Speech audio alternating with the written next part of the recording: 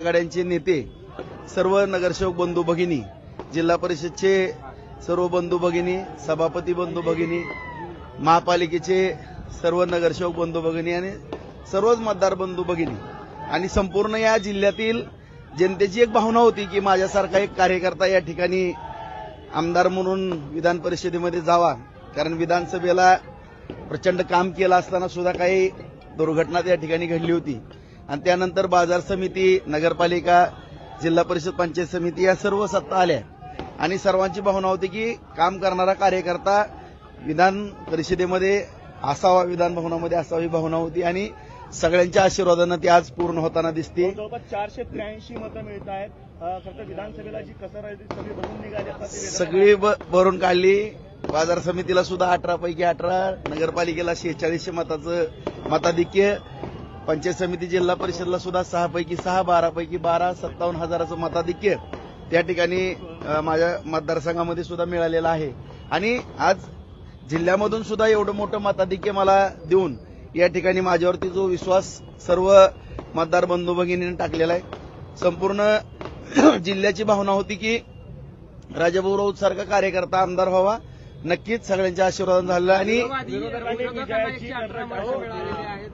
मोहिते पाटील असं म्हणाले होते की अदृश्य शक्ती आमच्या पाठीशी आहे आणि 16पेक्षा अधिक मतांनी आमचा विजय होणार आहे. मतांनी काय आता आपण सर्वांनी पाहिलं, आम्ही सुरुवातीपासूनच आदरणीय आमचे मित्र जयाभाऊ असतील, मी असेल, आमचे रामभाऊ, सगळेजण आम्ही सांगत होतो की तसा काही विषय नाही, कारण सगळ्यांबरोबरचे चांगले संबंध, सगळ्यांबरोबर आम्ही चांगल्या पद्धतीने वागत होतो. त्यांच्या बाबतीत ही आज रामभाऊ जरी माझे या ठिकाणी सहकारी आहेत, त्यांच्यासमोर सुद्धा सांगतो की आदरणीय देवेंद्र फडणवीस साहेबांनी मला सूचना वेळेस केलेल्या होत्या की राजाभाऊ, कुठल्याही पक्षाचा कार्यकर्ता असेल, नेता असेल, त्याच्याबरोबर तुम्ही सलोख्याचे संबंध ठेवा. कुणाच्याही दारात कधी जायची वेळ येईल सांगता येत नाही, ही निवडणूक आहे, राजकारण आहे. त्यांच्याबरोबरही गेल्या 1.5 महिन्यापर्यंत माझे संबंध चांगले होते, परंतु एवढा युगो आणि मुझे गिनो ही दुर्दैवाची बाब आहे.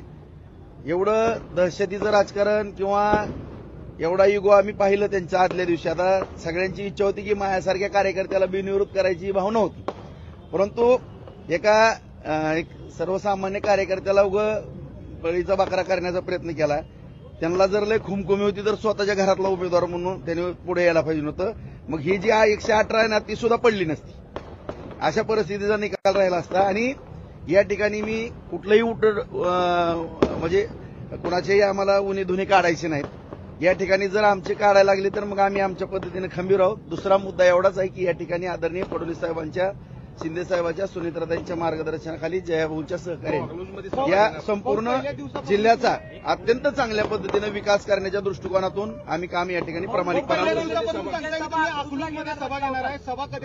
नक्की सभा अधिवेशन झाल्याबरोबर एक अत्यंत महत्वाची चांगली सभा होणार आहे, कारण मला घेणं गरजेचं आहे. त्यांनी ही निवडणूक विधान परिषदेची होती, नेली डीसीसी बँकेवरती. आता डीसीसी बँकेत सुद्धा आम्ही निवडणूक लावतोय आणि ते सुद्धा डीसीसी बँकेवरती अत्यंत चांगले उमेदवार काढून डीसीसी बँक सुद्धा आम्ही या ठिकाणी भारतीय जनता पार्टी महायुतीच्या माध्यमातून त्याच्यावरती सुद्धा वर्चस्व प्रस्थापित करू. कारण आपण पाहिलं की गेली 16-17 वर्ष झालं डीसीसी बँकेचा लढा आहे. माझा कुठलाही त्यामध्ये स्वार्थ ना, आपण सर्वांनी पाहिलं असेल. मी 1 लाख रुपयाचं कर्ज सोसायटीसाठी घेतो आणि तेच भरतो, नवं जुनं करतो. कर्ज तर सगळ्याला लागतंय, मला पण नॅशनल बँकेचं कर्ज आहे. ह्यांना कर्ज घ्यायला आम्ही अडवलं नाही.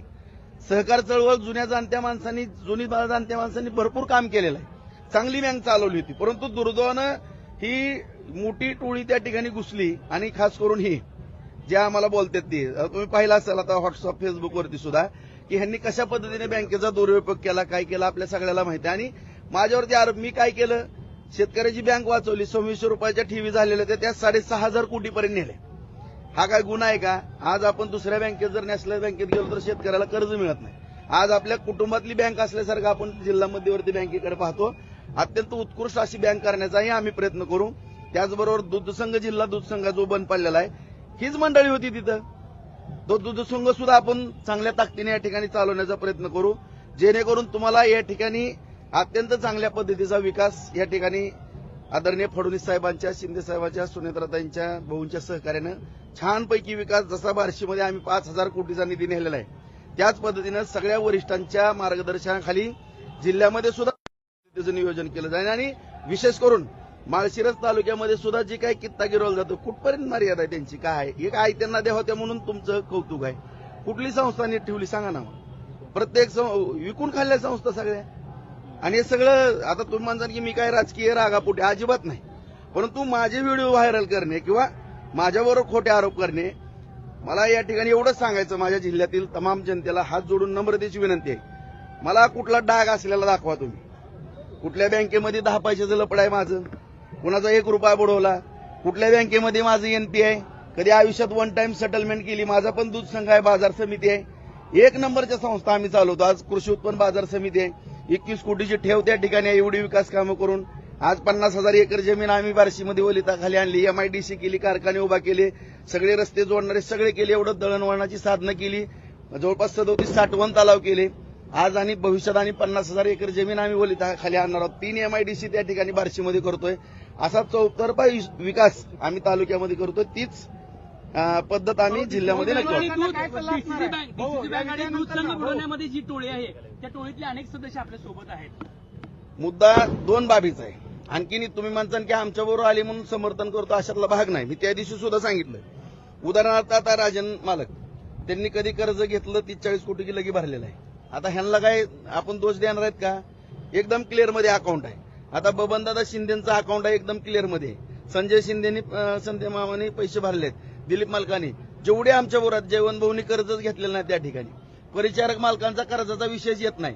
फक्त कर्ज 2 ठिकाणी अडकलं, एक माळशिरस आणि दुसरं बार्शीमध्ये. आता 550-600 कोटी रुपये अकलूजला अडकल्यात त्या परिवाराकडे, आणि आमच्या इथले एक अडकल्यात 300-350 कोटी. अडकले कुठं मला सांगा ना. त्याच्यामुळे ही जी म्हणजे आता गणपतराव आबांचे नातू, त्यांच्याकडे पण पैसे नाहीत काहीच. जे डायरेक्टर होते कुणाकडे पैसे आहेत मला सांगा.